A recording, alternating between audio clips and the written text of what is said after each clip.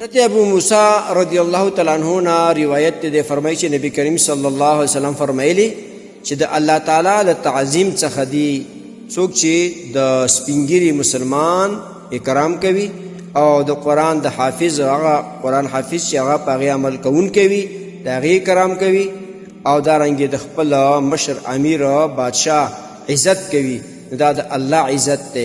د دې حدیث روایت ابو داود شریف کړی دی.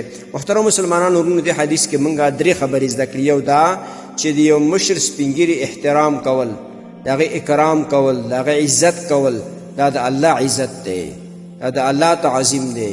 د قرآن حافظ دی، قاری دی، داسې قاری چې قرآن باندې عمل کوونکی د هغې کرام کوي، عزت کوي، دا د الله کرام وکړو.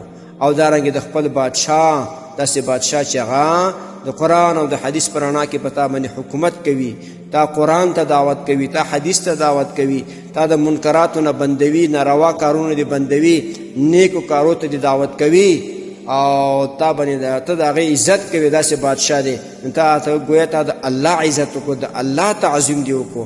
د محترم مسلمانانو ورونو دې حدیث دا خبره معلومه شوه چې د خپل مشرانو بېاطاعتي کول، د خپل مشرانو هغه مشران چې د قرآن او حدیث پر رڼا کې پتا بادشاهي کوي، د هغې نه مخالفت کول دا د الله نه مخالفت دی، دا د الله تعظیم نه کول دی، دا د الله اکرام نه کول دی.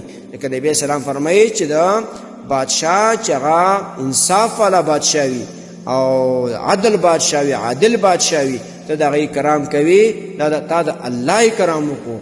او الله دې نکړي که تا نه فرمانی وکړه، تا د هغه بېعزتي وکړه، تا د الله نه فرمانی وکړه، تا د الله تعظیم ونه کړو. لہذا فیسبوک والا، ټویټر والا، نورو شبکو والا د الله نه وویرېږئ. د خپل مشرانو خصوصا د افغانستان د علماو چې هغه بادشاهي کوي په تاسو باندې، نافرمانی ونه کوي، سرغړونه ونه کوي، ناروا خبرې ونه کوي.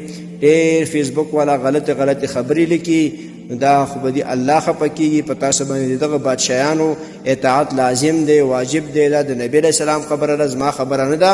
ډېر احتیاط وکړئ، د الله نه وویرېږئ، بېاطاعتي مه کوئ، نافرماني مه کوئ، ځکه دا داسې مشران الله درکړي چې امن یې راوستی، غلاګانې ختمې کړي، شرابونه یې ختم کړي، زناګانې ختم کړي، غلا یې ختمې کړي.